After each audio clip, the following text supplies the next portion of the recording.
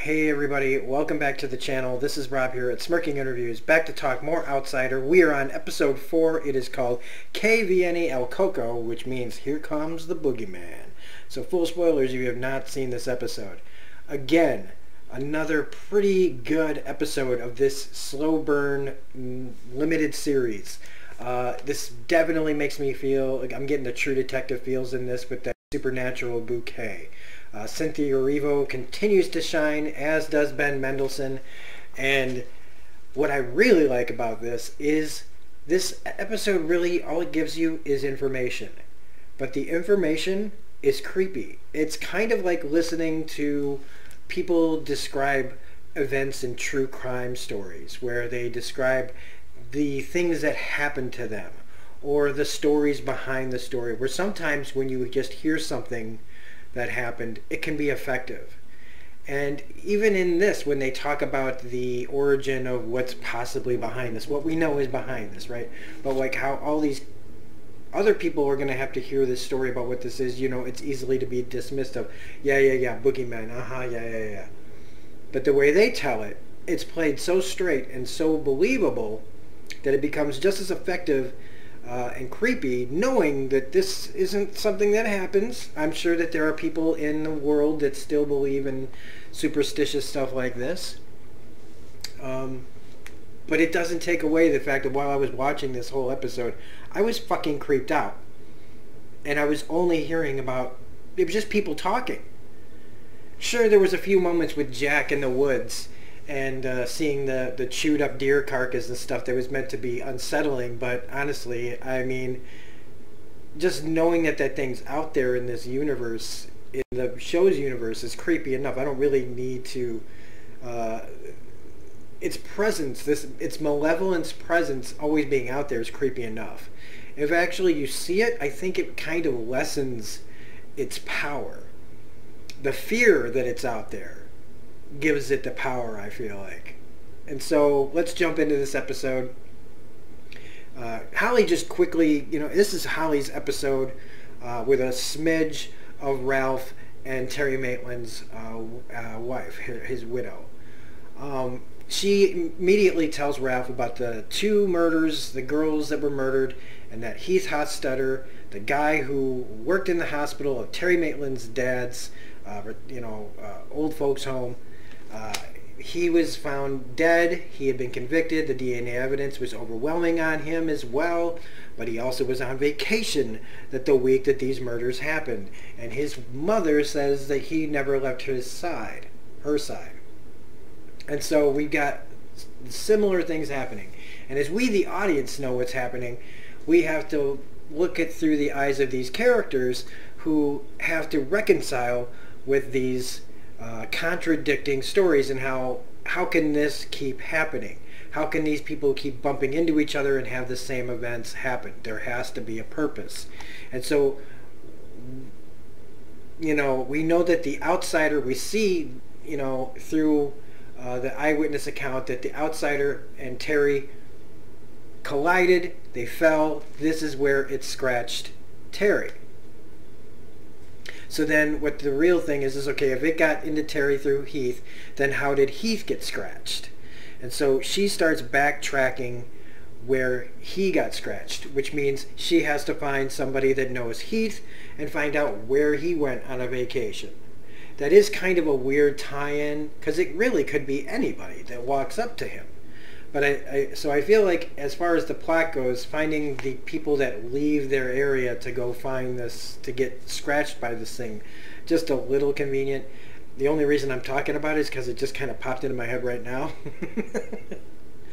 But she tracks down Heath's old friend from the hospital, or the old folks home, who says that Heath is not the kind of guy who, you know, would do this, and that it was really strange that he was there. He looked at her that day that he was that the murders happened. He looked strange. When the cops came, they found his DNA evidence in his dad's room. It all just feels really convenient. And Holly goes to visit Terry's dad, who is suffering from severe dementia. And in this scene, we get something that I fucking hate, which is, and it happens a few times in this episode, where somebody gives like a roundabout cryptic comment, where all of a sudden, through all the gibberish, through all the delusion, he says, it wasn't him, you know. He fooled all of you. And then that's it. He turns up the TV and it's like, oh, come on.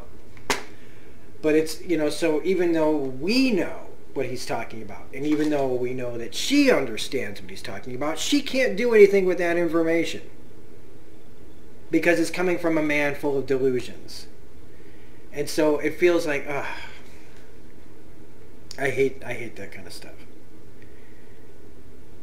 So they realize that, and then Ralph has the same kind of thing happen, where he knows about the scratch, and so he starts looking through all the old footage of Terry to find a scratch, and he finds in the strip club a very, you know, you have to blow it up, you see a tiny little mark on his hand, like right about here, of what could be a scratch. And again, could be a blurry, blown up photo that really, if somebody had to put this in, you know, in court, it would be easily like, you know, dismissed. The thing is, it's like they're trying to come up with this proof, but how do you prosecute a case like this?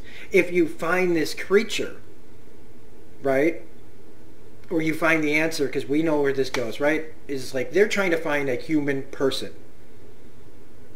So they think if they bring somebody in, a human person that you can put on trial, I feel like the evidence that they're finding is really easily just thrown out, like, and can be gone, like, you don't really know what that is.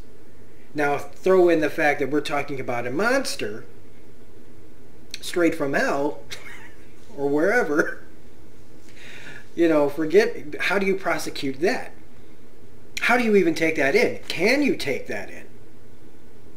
So, I don't know.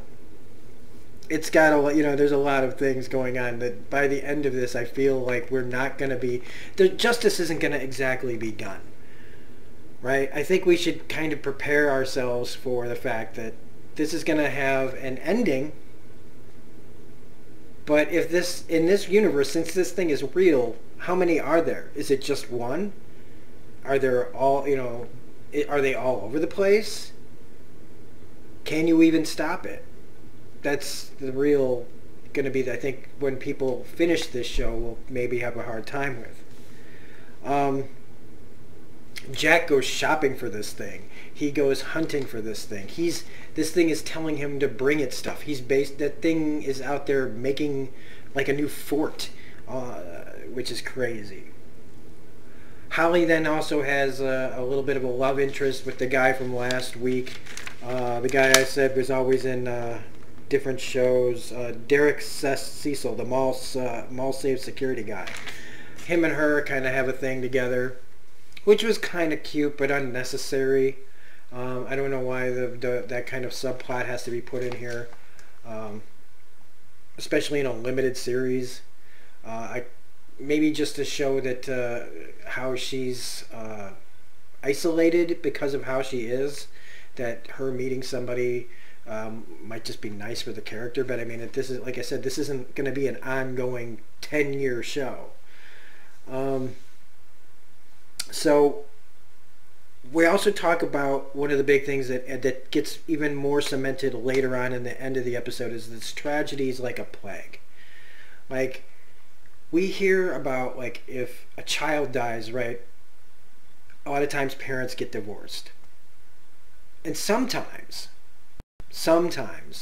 there's more tragedy involved. Maybe one of the parents commits suicide, or somebody gets into drugs and ODs, that kind of thing. They're compounding tragedies on top of a tragedy. But in this case, like with Terry's family, right? Terry gets blamed for this. Terry ends up dying. The kid, the dad dies. Like, he's like a vegetable, right? I think, because he tries to hang himself, so he's like gets oxygen lack to his brain. The kid goes on a murder spree. The mom has a massive heart attack, I think somebody told me in the comment section. So everybody's like dead across the board practically. I mean, Terry's kids and his wife are still fine for now. But then with Heath's situation, his brother ODs, his mother drives her car like at high speed into a telephone pole. So we get this whole tragedy like a plague that gets compounded later on in this episode when she backtracks the scratches to Heath going to New York. And she finds this woman through the time he went there, and she looks up crimes that were committed by women, which was, I didn't know why she picked just women. If somebody knows why, then figure that out. Oh, I think it might have had to do with the postcard. But I don't know if we knew that it said I met a woman on the postcard at the time. So she finds out that there was a woman that he met that was also convicted of killing someone that she said she never met. She said she never saw this kid before, and now she's in jail. And she says that, another cryptic answer is what he does can never be undone. And I just kind of got a little pissed off because I was like, I fucking hate cryptic bullshit in stories on TV shows. It's fine for a book. But on TV shows, if you're going to say something, say something. Otherwise, shut the fuck up. I don't appreciate, this is already a slow burn. Okay, if you're going to just drop a little nugget and then tell me 12-ish episodes later. Either say it, it's like when somebody pulls a gun on a show, like on a character that you know is probably going to live. It's like, don't pull the gun unless you're actually going to kill them. Or try, like you're going to pull the trigger. But at least we get, at the end of this episode, Merlin, the kid from the previous episode, comes forward and says that this person was outside of the place, the restaurant, and so he's scared of it. He tries to draw it. Meanwhile, Holly tracks it. There's a woman that was at the prison kind of getting that other lady, kind of the weird look. She tracks her down through her daughter that is in jail, and they talk about they get to talking about El Coco, the boogeyman, and how this is a legend. I looked this up. I googled this, and it's basically, it's an old legend of you better listen to your parents or El Coco is going to kill you. I actually looked up a further description on this, and it's pretty accurate to what's happening in this. That it can just eat you, or it can take you away and eat you. It can make you disappear. And then compounded on top of that, it feeds on the tragedy. The old woman in this says that the murder, the death, the killing of the children is the meal, the family is the dessert. And it's somehow, through whatever that happens to these people, through the death of the kid, somehow this curse almost infects the families that this happens to. And so that's just fucking creepy. And so we also know that Heath, this woman, this exchange that he had, and I'm going to pause this because it's going to get into sex scene here. This thing at the beginning of this episode, he was having breakfast with it.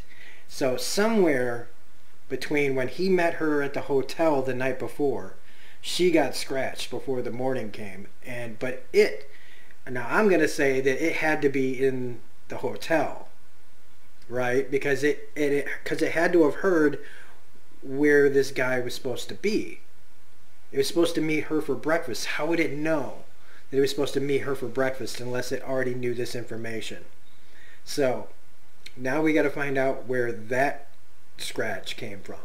It was also like when they talked about the compounding tragedy, you find out that that woman's father and uncle were both murdered by the grandfather of the kid that she supposedly killed.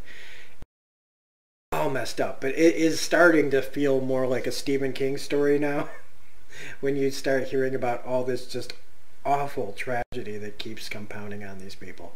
So that's Viene El Coco. I can't wait to see next week's episode.